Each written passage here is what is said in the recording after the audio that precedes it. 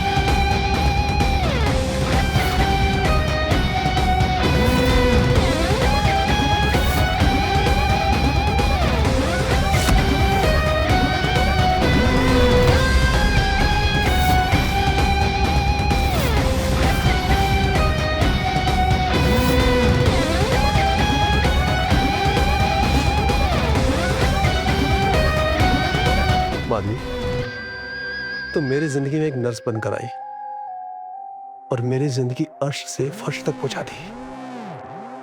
कैसे चुकाऊंगा तुम्हारे एहसान में?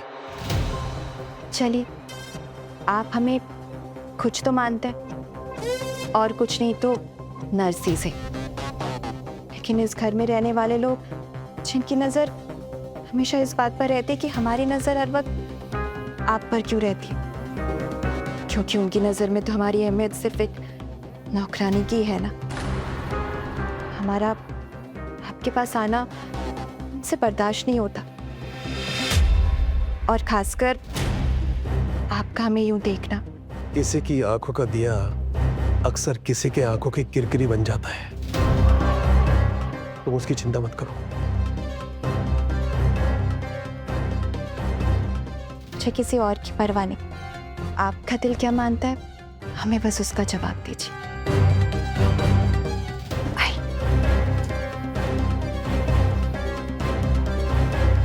आराम से।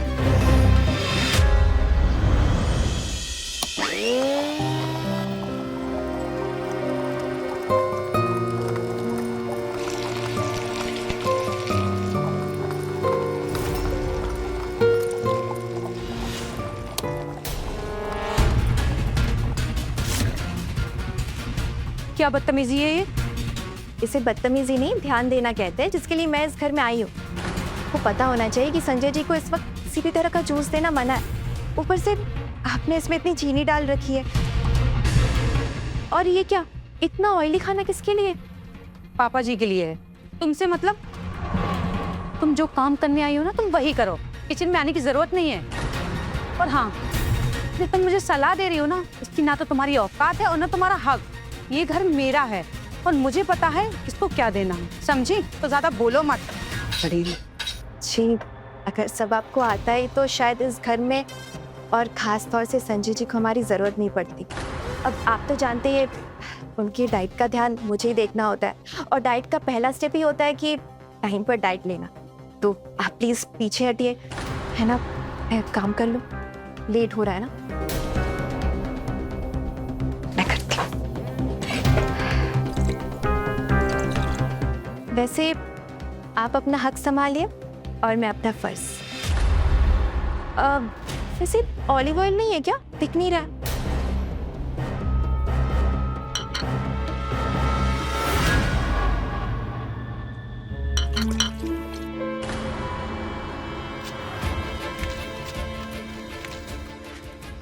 क्या हुआ तुम्हें सुबह सुबह? अगर चाय नहीं बनानी थी तो मत बनाती। चाय उबाल कर आई हो या खुद को? ये माधवी अपने आप को समझती क्या है? ऐसे हक जताती जैसे मैं यहाँ कोई मेहमान हूँ, और ये मुझे बताएगी कि क्या करना है और क्या नहीं करना। और मुझसे कहती है कि मैंने अपना काम सही से किया होता तो आज ये नहीं होती। आज तक मेरी सासू माँ ने भी मुझसे ये नहीं बोला। सुनो मेरी बात, पापा जी के लिहाज से मैंने कुछ नहीं बोला, नहीं तो इसको ना मैं अपनी औकात दिखा देती।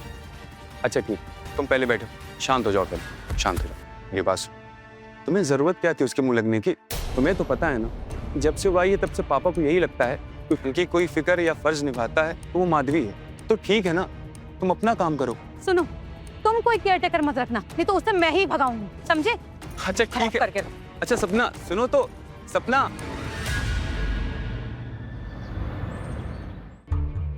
पापा, जैसा कि आपको पता है कि मार्बल की मार्केट पर काफी असर पड़ा है, तो मैं सोच रहा था कि क्यों ना नए पार्टनर्स को ऐड कर लेते। कब तक नहीं सरकारी टेंडर का वेट करते रहेंगे।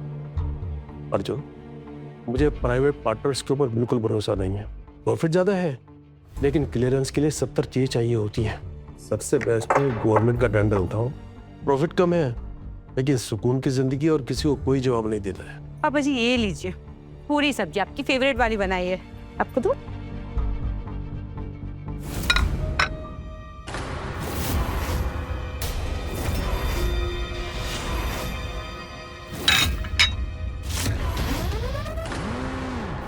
सॉरी, मैंने आपसे कहा था ना कि अभी आपको कोई जंक फूड नहीं खाना है, कुछ दिन तक बस आपको सैलड ही खाना है। और आप प्लीज इन्हें कुछ भी खाना देने से पहले ना एक बार मुझसे पूछ जरूर लीजिएगा। चलो अब तुम भी खा लो, बैठो।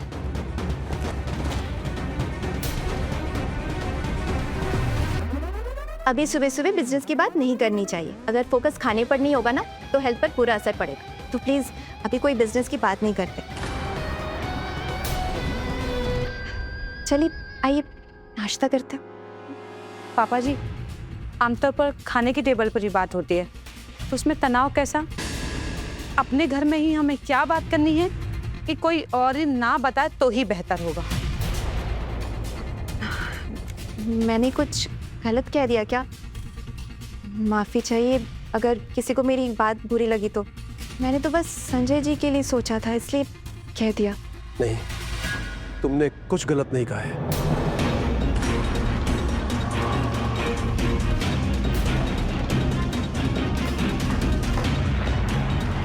अर्जुन, ये सब क्या है? पता नहीं पापा, सॉरी, लेकिन तरीका तो प्लेट हटाने का भी सही नहीं था ना।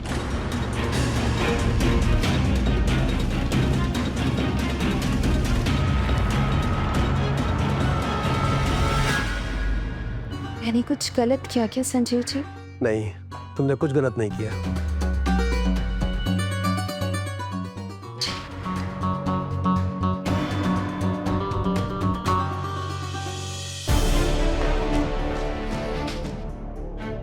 सपना,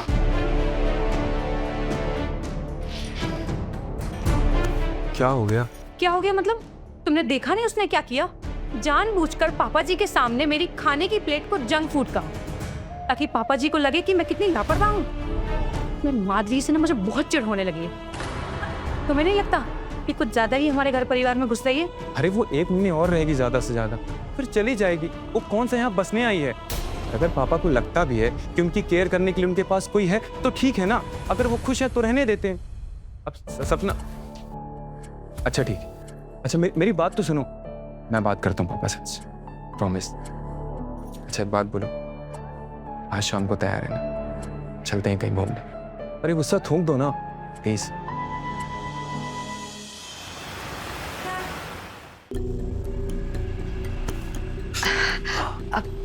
अब ठीक है?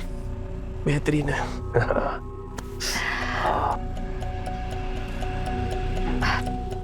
देखिए, हम आपको बता रहे हैं, अगर आपने हमें दिल से लगा लिया तो कहीं नुकसान ना हो जाए आपका। अगर नुकसान इतना खूबसूरत है तो थोड़ा नुकसान ही सही। पापा,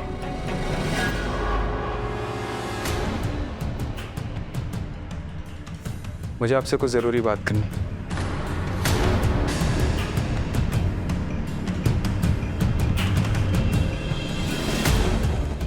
पापा, शायद आप अपनों और परायों में फर्क करना भूल गए।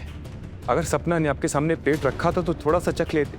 माधवी की प्लेट हटाने पर और खास तौर से आपके चुप रहने पर सपना को बहुत बुरा लगा। और वैसे भी पापा, आप इस लड़की को कुछ ज्यादा ही अपने पास ला रहे हैं, और ऐसे में अक्सर लोग अपनी औकात भूल जाते हैं। बेटा, जो बच्चे अपने बाप के सामने औकात की बातें करते हैं ना,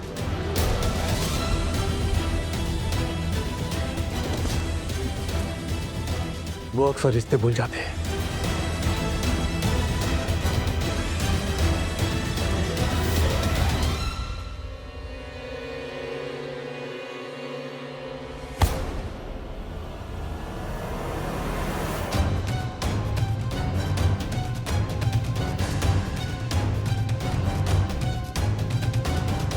क्या बात है, पापा की सेवा इतनी भी क्या करने की हमें ही भूल जाओ। अब तुमसे मिलने की वजह तुम्हारे पापा ही तो है।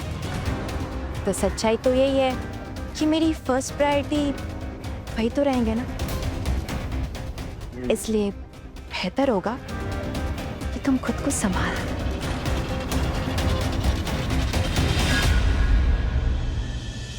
नहीं मम्मी, मैं आपको कॉल करने वाली थी।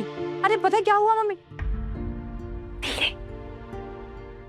नहीं मम्मी, अरे पता है आपको, कल हम शॉपिंग पे जाने वाले हैं। एक काम करिए, आप भी आ जाइए, हम सब मिलके चलेंगे। हाँ मम्मी। नहीं आप समझ नहीं आ रहा है कि घर में आपके ससुर जी रहते, ऊपर से उनकी तबीयत भी ठीक नहीं, और आप यहाँ पे ठा के मार मार के हंस रही।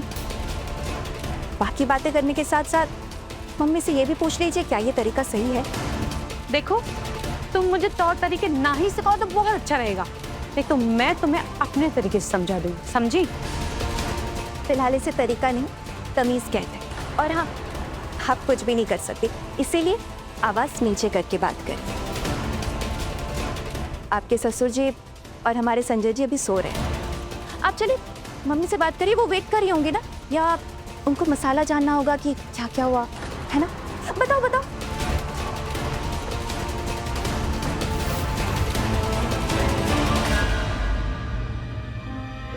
हेलो, हाँ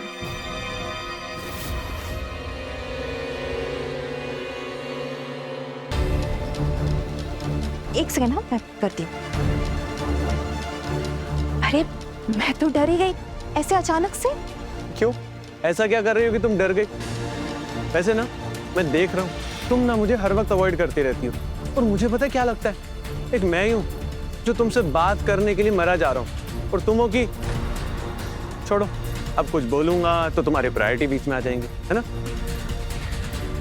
अब सच तो यही है, तुम ध्यान कहीं और लगाना शुरू कर दो, परेशान कम रहोगी। मैडम, ध्यान कहीं और लगाना होता ना तो कब का लगा लियो। अब मेरा ध्यान ना तुम पर है, और हमेशा तुम पर ही रहेगा।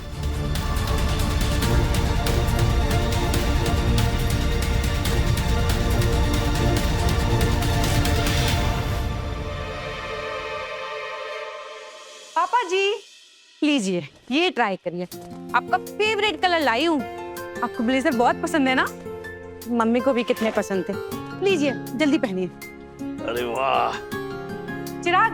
जी भाभी। लो, ये ब्लू डेनिम तुम भी ट्राई करो। थैंक यू भाभी। अरे पापा जल्दी पहनो, इतना टाइम लगता है क्या ब्लेजर पहनने में? बेटा पहन रहा हूँ, वैसे तुम जो भी लाओ ना वो बेस्ट है, पकड़ो इसे। लीजिए, कितना सुंदर लग रहा है ना पापा? वाह, एक सेकंड, एक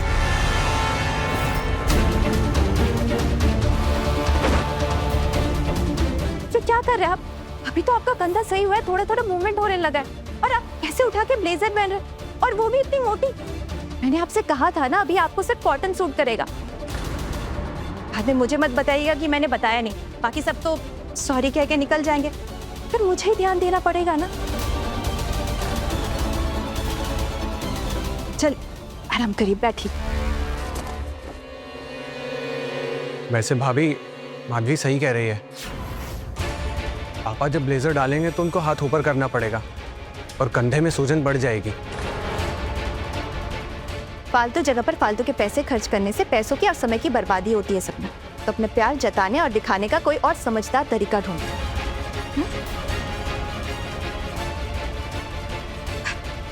आप आराम करिए, और दर्द बढ़ जाए ना तो मुझे बता दिए, ठीक है?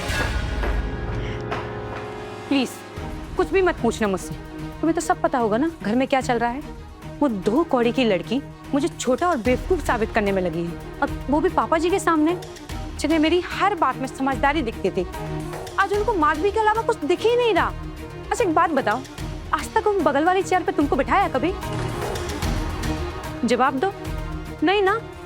हाँ, क्योंकि पापा जी कहते हैं उस पर हक सिर्फ मम्मी का है, कभी किसी को बैठने नहीं दिया। लेकिन उस दिन उस चेयर पर उस माधवी को बिठाया, उसकी हिम्मत कैसे हुई? आज मैं अपने घर पर अपनी मम्मी से बात कर रही हूँ और आके मेरे घर में मुझे ही बातें सुना रही है। आज फिर से पापा जी के सामने मुझे बेवकूफ और छोटा साबित कर दिया। आज मैं कुछ नहीं कर पाई, पर अब बहुत हुआ। उस औरत के दिमाग में क्या खुरापाती चल रही है मैं सब समझ रही हूँ। आज वो कुर्सी पे बैठी है, कल हमारे सर पर बैठेगी। और मुझे तो ये समझ में नहीं आ रही वो पापा जी को कौन सा फिजिकल टच दे रही है जो पापा जी एकदम प्यार में उसके पागल हो रहे हैं। उसके अलावा कुछ दिखता ही नहीं है पापा को। तुम पागल हो गई हो क्या सपना? तुम्हें पता है तुम क्या बोल रही हो? पागल मैं नहीं, वो है। और वो सबको चालाकी से पागल बना रही है ना, ये मैं होने नहीं दूंगी, समझे? तो चुप रहो।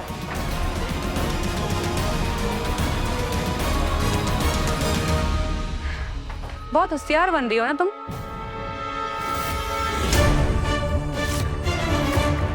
मैं सब समझ रही हूँ तुम क्या चाहती हो।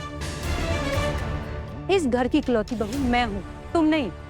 तो जो तुम सोच रही हो ना वो तो मैं नहीं होने दूंगी। क्या सोच के आई हूँ मैं?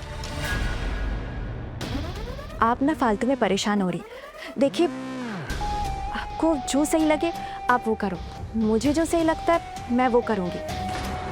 लेकिन बस इतना ही कहूँगी, आप जो खेल शुरू करोगे ना, खत्म उसे मैं ही करूँगी। अब पासा आपके हाथ में, चलिए देखिए। तुम जा रही हो क्या? चलो मैं तुम्हें छोड़ देता हूँ। भाभी मैं आता हूँ अबू। चलो।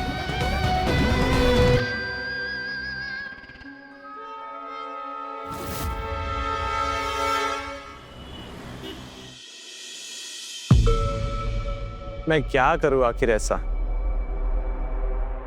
कि तुम हमेशा के लिए मेरे पास आ जाओ। मैं ना तुम्हें देखकर ही खुश हो जाऊंगा। पता है मुझे कितना अच्छा लगता है कि जिस लड़की से मैं प्यार करता हूँ उसकी फर्स्ट प्रायोरिटी मेरे पापा हैं। एक लड़के के लिए इससे ज्यादा खुशी की बात और क्या हो सकती है?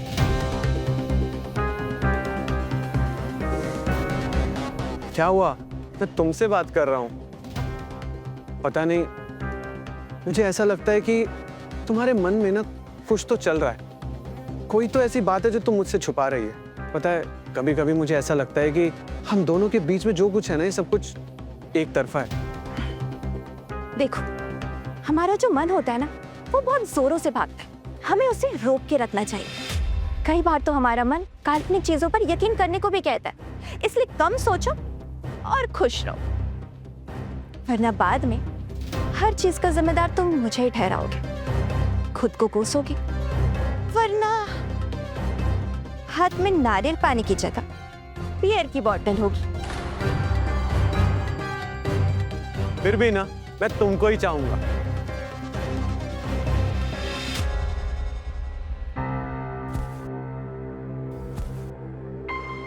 क्या हुआ? क्यों परेशान हो तुम? कुछ नहीं यार, मार्केट से बहुत पैसा ले लिया है, वापस नहीं कर पा रहा। समझ नहीं आ रहा क्या करूं, किससे बात करूं। पापा से बोलो एक बार। उनसे क्या बात करूं? उनको इस वक्त माधवी के अलावा कुछ दिखाई देता है?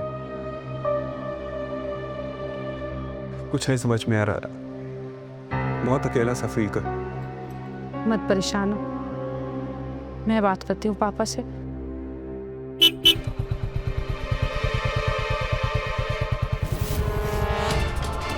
Okay, bye.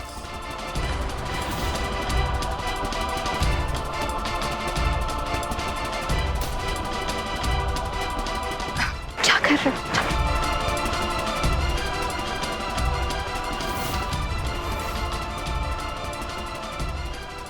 अब समझ आया, ये लड़की दोनों तरफ गेम खेल रही है।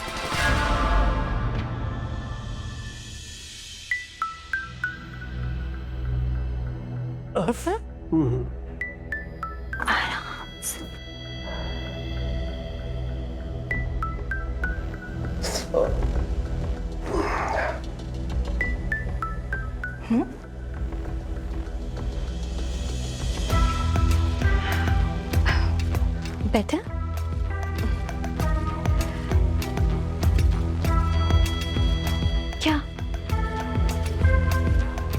ऐसे क्या देख रहे हैं आप हमें?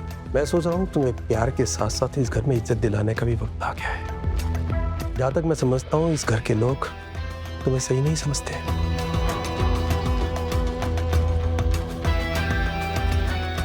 हमें बाकी से मतलब, आप हमारे बारे में क्या सोचते हैं हमारे लिए बस वही मायने रखता है। माधवी, मैं तुमसे पापा,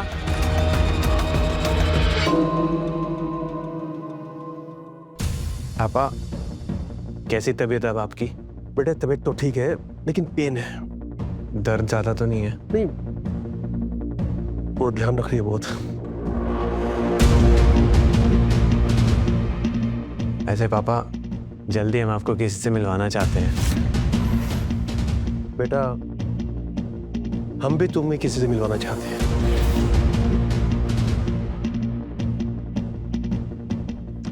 चलो, जब तुम्हें सही टाइम लगे तो तुम मिलवा देना और जब मुझे सही लगेगा तो मैं मिलवा दूंगा। ठीक है पापा, आप अपना ध्यान रखिए, मैं चलता हूँ। बेटा मेरा ध्यान रखने वाली तो माधवी है।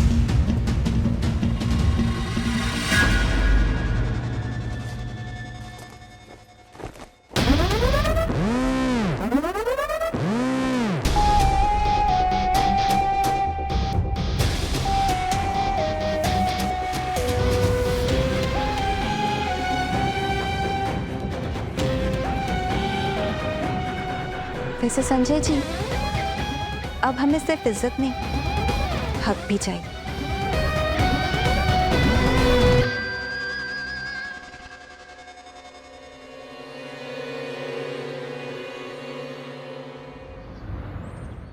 चिराग, पापा कहाँ हैं यार? पापा जी कहाँ हैं? और माधवी भी नहीं दिखाई दे रही है। अरे भाभी, माधवी पापा जी को लेके रूटीन चेकअप के लिए गई होगी, आ जाएंगे अभी।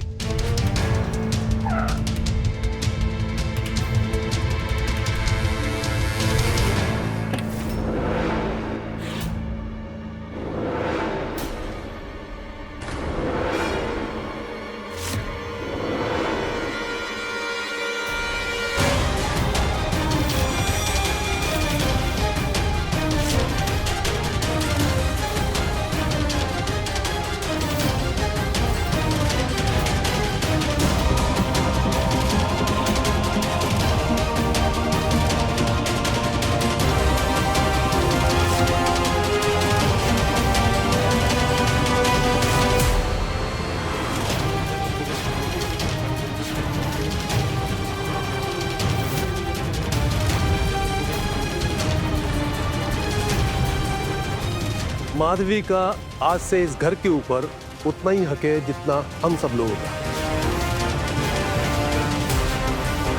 आप लोग टाइम टू टाइम मुझे सरप्राइज देते रहते हो ना, तो मैंने भी सोचा कि मैं भी आपको एक सरप्राइज देता हूं। तुम्हारी मम्मी के चले जाने के बाद मैं एकदम से अकेला हो गया था। मुझको अटैक आया, उसके बाद की स्थिति तुम सब लोगों को पता ही है। माधवी ने मेरा बहुत अच्छे से ध्यान रखा। अरे हाँ चिराग, तुम भी तो मुझे कुछ सरप्राइज देने वाले थे। अर्जुन क्या है ये? पापा जी ये कितनी बेइज्जती हो जाएगी जब सबको पता लगेगा। अरे मैं क्या जवाब दूंगी जब सब पूछेंगे कि ये कौन है? मुझे तो बहुत शर्म आ रही है। बहुत अच्छा खेल खेल गई ना तू। सपना, तमीज से बात करो। माधवी हमारी धर्म पत्नी हो, तुम्हारी सास। मैं सोच रहा था कि हमारी शादी करने के फैसले से तुम सब लोग बहुत खुश होंगे कि हमारा पापा का ध्यान रखने के लिए कोई आ गया, क्योंकि मैं किसी को परेशान नहीं करना चाहता था। परेशानी तो आपने दी है पापा, और किस बात की खुशी होगी जब लोग हमसे सवाल करेंगे आपकी दूसरी बीवी के बारे में जो आपसे 30 साल छोटी है, तो क्या जवाब देंगे? लोग हंसेंगे हम पर। पापा जी बोलूंगी तो बुरा लगेगा, पर इस लड़की के घर में आने से ना हम सब बर्बाद हो जाएंगे। और तुझे मिल गई ना शांति, यही चाहती थी ना तू? कैसी बातें कर रहे हो तुम लोग? ना तो मैंने कोई गलत काम किया है, ना ही किसी को परेशान किया है, ना ही किसी की बेइज्जती की है। मैंने माधवी से शादी की और मेरे फैसले की इज्जत करो, क्योंकि मैं अब माधवी के खिलाफ एक शब्द भी नहीं सुनूंगा। बस, काफी बोल दिया आपने। अब आप कुछ भी नहीं बोलेंगे, वरना आपकी तबीयत खराब हो जाएगी। जो कि मैं बिल्कुल भी बर्दाश्त नहीं करूंगी। अब जिसके जो भी सवाल होंगे उसके जवाब मैं दूंगी, क्योंकि मैं इन्हें परेशान नहीं देख सकती। अब कोई कुछ भी नहीं बोलेगा।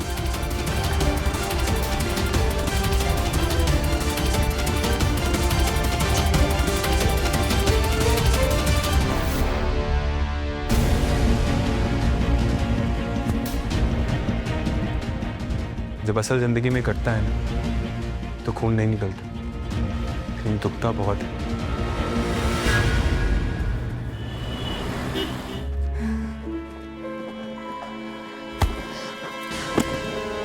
आखिर क्यों किया तुमने मेरे साथ ऐसा? जब मौका दरवाजे पर दस्तक दे रहा होता है तो इंसान दूसरे मौके के इंतजार में दरवाजा बंद तो नहीं कर लेता ना। मौका मतलब ये सब कुछ तुम्हारे लिए एक मौका था? अरे तुम्हें पैसा ही चाहिए था ना, इस घर की मालकिन बनना था ना, तो मैं क्यों नहीं? मैं भी तो तुमसे प्यार करता था ना। तो मैंने कहा था तुमसे कि तुम मुझसे प्यार करो। तुमने सब पे पाले थे, मैंने नहीं। और हाँ, आइंदा से मुझे ऐसे छूने की जरूरत भी मत करना। संजय को अच्छा नहीं लगेगा, क्योंकि अब मैं उनकी पत्नी लगती हूँ। इसलिए तुम्हारे भी तो कुछ लगूंगी ही ना। इसलिए थोड़ा मान, मर्यादा और सम्मान, इस पे भी ध्यान दो।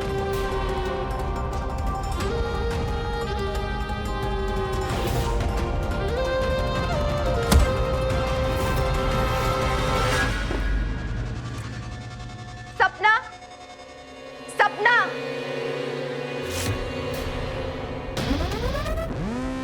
तुमने क्या कहा था कि तुम इस घर की एक लौती बहू, तो बहू होने का फर्ज निभाओ। तुमने कहा था ना कि तुम्हें पापा जी के पसंद नापसंद सब कुछ पता, लेकिन टाइम का कुछ अता पता नहीं। खाना कितने बजे बनेगा और वो कितने बजे खाएंगे। कल से सुबह 9 बजे अगर नाश्ता टेबल पर नहीं मिला तो सुबह का खाना नहीं बनेगा। बदलाव होना जरूरी। कोई बात नहीं, मैं समझ सकती। अब ससुराल में सास तो मिली नहीं, इसलिए तरीका कौन बताएगा? कोई नहीं, अब मैं आ गई हूं ना, सब कुछ बता दूंगी। भाई एक बात है, माधवी कह तो सही रही है, कम से कम इस बहाने घर का टाइम टेबल तो बनेगा। चलिए, आज नाश्ता मैंने रेडी कर दिया है। आइए बैठिए सब लोग।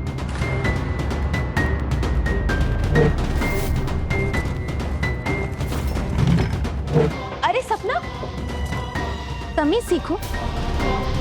आपके ससुर जी के प्लेट पे अभी खाना निकला नहीं और आप खुद खाने बैठने लगी। मैंने अभी कहा था ना कि आपको तौर तरीके सिखाने के लिए आपकी सासू माँ आ चुकी है, मुझसे पूछ लिया करो। चलो भाई, कम से कम एक बात तो है, इसी बहाने इस घर में सास बहू की जुगलबंदी सुनने को तो मिलेगी।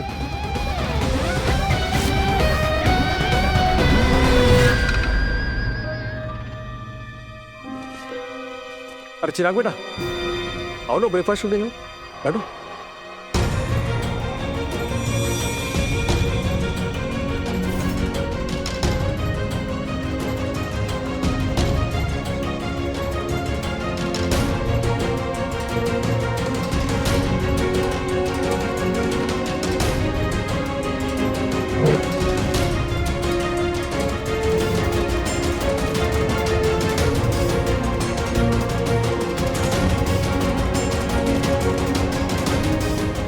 रुको, मैंने कहा था ना, खेल तुम्हारा होगा, लेकिन खत्म उसे मैं ही करूंगी। और अब देखो मैं कितना आगे निकल गई। अब किसी को सास बनने का मौका मिले तो बहू क्यों बने भला? तुम पहले भी वही थी और आज भी वही हो। मुझे तुमसे कोई दुश्मनी नहीं है, कोई शिकायत भी नहीं है और ना ही तुमसे कोई नफरत है। बस इतना बताना चाहूंगी कि अपनी जगह पहचानो और आज से अपनी औकात। अब टेबल से प्लेट्स कौन हटाएगा, या मैं इसके लिए संजय जी को बुलाऊं क्या? प्लीज हटाओ।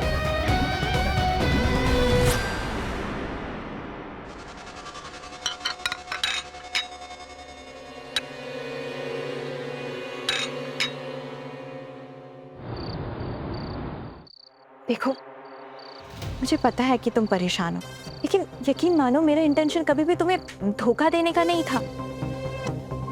चिराग, भले उम्र में हम बराबर हो, लेकिन शायद दिमाग में मैं तुमसे बहुत आगे निकल गई। जिंदगी में दिल दरिया ही तो सब कुछ नहीं होता ना। मेरे दिमाग में शुरू से ही था कि मुझे इस घर का हिस्सा बनना है, सो मैं बन गई। क्या गलत सोचा मैंने? अब तुम्हारे जरिए नहीं तो किसी और के जरिए से। तुम अपने इस खुरापाती दिमाग के प्लान को ना प्यार की चादर से मत ढको।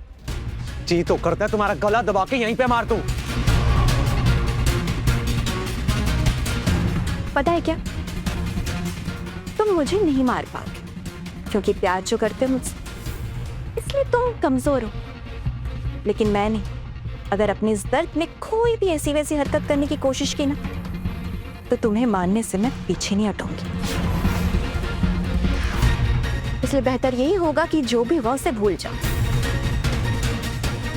तसल्ली देने आए थे, मिसाल देके जा रहे खुद की। इसका इस्तेमाल करो, इसका नहीं।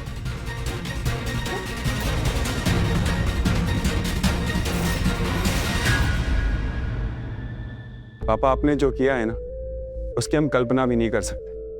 आपको जो करना था वो आपने कर लिया, लेकिन एक बार भी पापा आपने हमारे बारे में नहीं सोचा। आपने उस नर्स जो इस घर की नौकरानी थी, उसे इस घर की मालकिन बना दिया और कहते वो हमारी माँ बनेगी। सारे हक उसके हाथ चले गए, हमारे लिए कुछ भी नहीं। बेटा, किसने कहा तुम्हारा हक चला गया? तुम्हारा जैसे पहले था वैसा आज है और हमेशा रहेगा। पापा, इस घर में 2 बेटे और 1 बहू रहते हैं। हम बच्चे नहीं हैं। क्या शक्लें लेकर हम जाएंगे समाज में? पर एक बार भी आपने हमारे बारे में नहीं सोचा। माँ होती तो जरूर सोचती पापा। और पापा, अगर कल को कोई हम फैसला लेते हैं ना, तो हमें भी इसका दुख नहीं होगा, लेकिन उस फैसले की जिम्मेदार आप थे, सिर्फ आप पापा।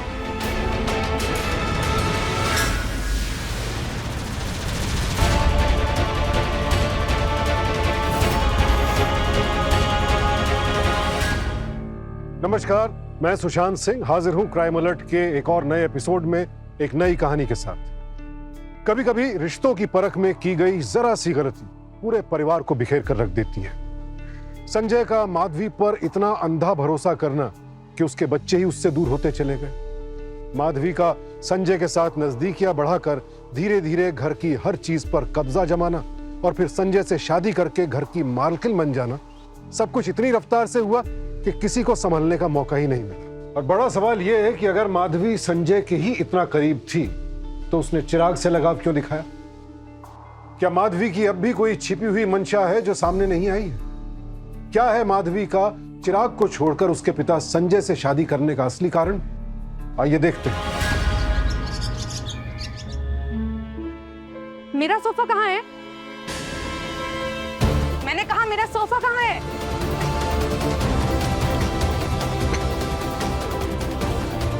खराब हो गए थे तो फेंक दिया। और वैसे भी वो पुराना सोफा कौन ही यूज करता है? वो सोफा मेरे पापा ने दिए थे मुझे शादी में। तो पापा तो बैठते नहीं थे उस पर। बैठते आपके पापा जी, लेकिन आप तो उनके बारे में सोचेंगे नहीं। आप तो बस अपने पापा के बारे में सोचेंगे, भले ही किसी की कमर टूट जाए। लेकिन मैं तो अपने पति के बारे में सोचूंगी ना। इसलिए ज्यादा ड्रामे मत करो। नए सोफे मंगा दिया, एंजॉय करो, चिल करो। अपनी औकात में रहो, समझी?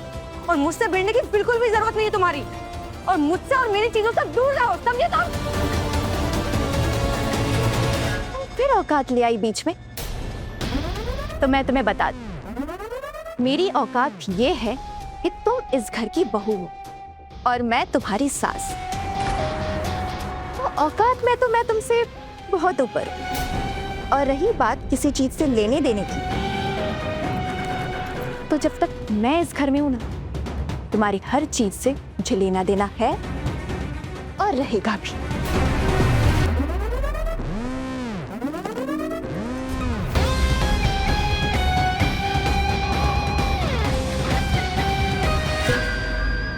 बेटा, सोफा ही तो है, बदल गया तो बदल गया। इस बात पर इतना तमाशा क्यों हो रहा है? नया आ गया ना देखो बेटा, हर बात के ऊपर इतनी बहस नहीं किया करते।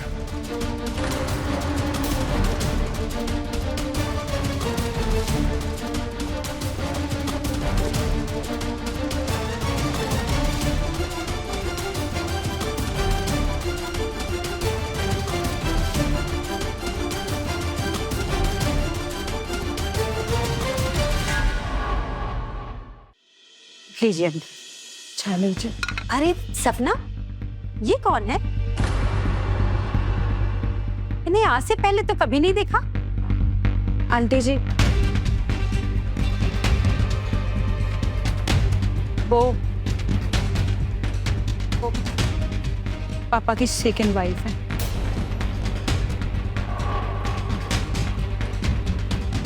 लगता है संजय जी को अभी भी दूसरे बच्चे की चाहत है।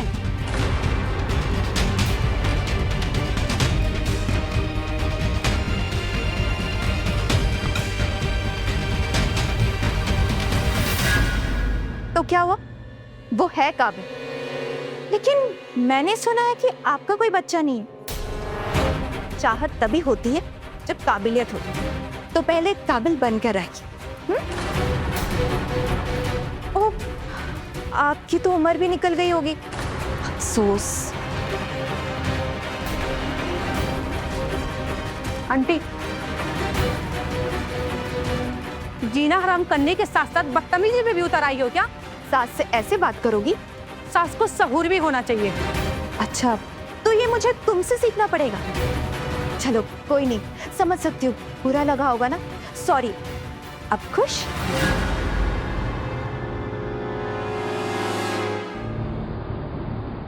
अरे पार्टी में नहीं है? कुछ प्रॉब्लम हो गई थी यार। लगता है साली जी आई हैं। वो साली नहीं मेरी, एक्चुअली मेरे पापा की सेकंड वाइफ। आजकल लोगों को जवान बीवी नहीं मिल रही है और तुमने जवान माँ ढूंढ निकाली। वैसे लकी है अंकल जी हैं? चलो आते हैं आंटी जी के हाथ में कुछ स्पाइसी टाइप हैं। वैसे चंडीगढ़ से लगती हैं, पंजाबी टाइप।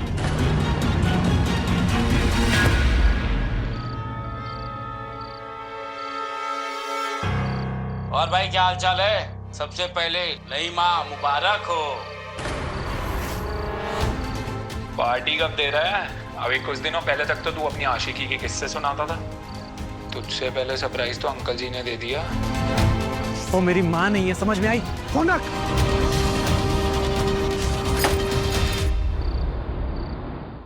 पापा बर्दाश्त नहीं हो रहा है यहाँ रहना, और अगर चाहेंगे तो भी नहीं रह पाएंगे। जो बात मैं आपसे जिंदगी में कभी नहीं कहना चाहता, वो आज कह रहा हूं। इस प्रॉपर्टी का बंटवारा कर दीजिए। जो मेरे हिस्से का हो वो मुझे दे दीजिए, और जो चिराग के हिस्से का उसे दे दीजिए। जिसे जाना है जाओ, लेकिन कोई बंटवारा नहीं होगा। होगा वही जो हम चाहेंगे। बंटवारा सिर्फ तुम दोनों में कैसे होगा?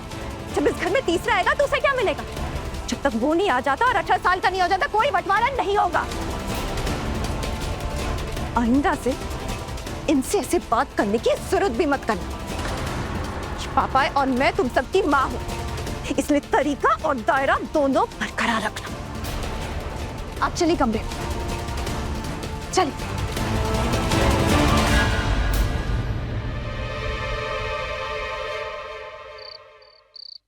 आज पापा से इतना दूर हो गया हूं कि चाह कर भी उनसे बात तक नहीं कर सकता। आज उन्हें हमसे ज्यादा किसी और पर भरोसा है, और मानो जैसे मेरे पापा है ही नहीं। माधवी के इरादे अच्छे नहीं हैं। अपनी सोच के तले उसने पापा जी को दबा रखा है, इसलिए तो उन्हें अपना परिवार नहीं दिख रहा।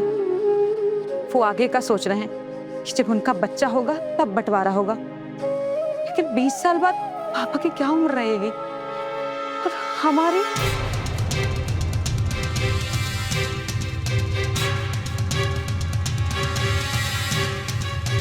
भैया, मुझे माँ की बहुत याद आ रही है। तुम लोग अगर साजिश करने के बारे में सोच रहे हो ना, तो मैं बता दूं, आज के जमाने में कांड कितना भी बड़ा हो, लेकिन कॉलर ना हमेशा मर्दों के पकड़े जाते हैं। और मैंने ना कुछ गलत नहीं किया, जो भी किया बिल्कुल सही किया और आगे भी वही करूंगी। जो तुम लोग को सही लगे ना वो तुम लोग करना, लेकिन मेरे खिलाफ कोई फैसले लेने का तो सोचना भी मत। और क्या कहा था तुमने? मेरा यहाँ हक नहीं। वक्त ना हमेशा सास का ही होता है, वो यहाँ मैं हूँ, मैं। समझ आया?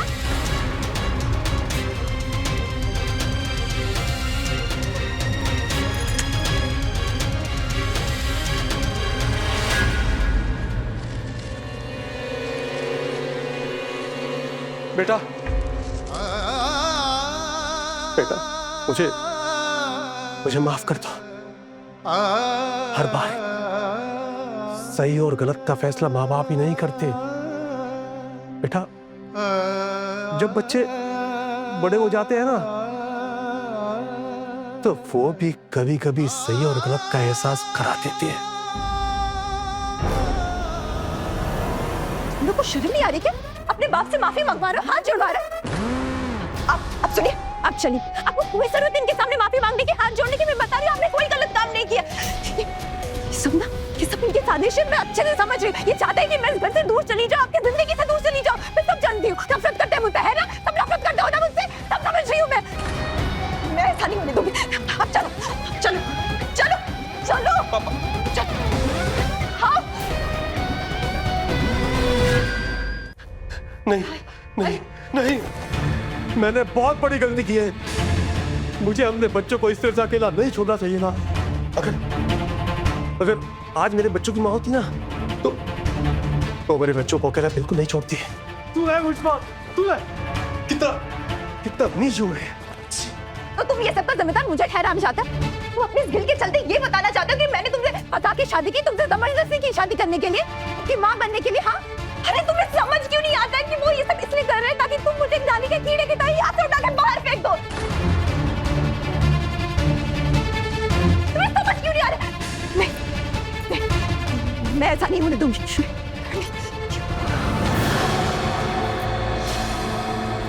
अगर आज कुछ भी गलत हुआ ना, तो मैं अपनी जान दे दूंगी। बता रही हूँ, तुमसे सामने मैं अपनी जान दे दूंगी। देखो तुम जैसा कहोगी और जो कहोगी मैं वो करूंगा, लेकिन ये सब मत करो।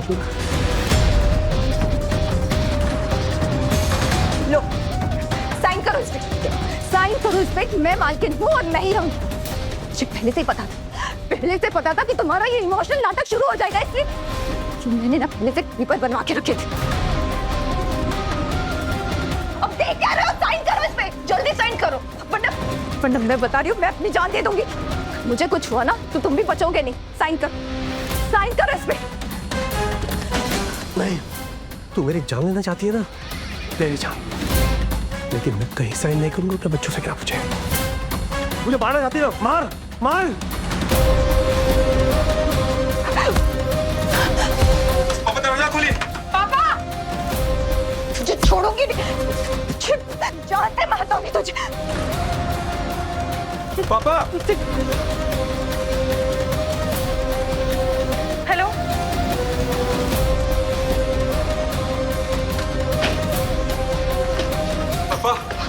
पापा, मुझे छोड़ोगे? छोड़ो मुझे, मैं नहीं छोड़ूंगी। छोड़ो पापा जी। पापा आप थे। सपना, पापा जी।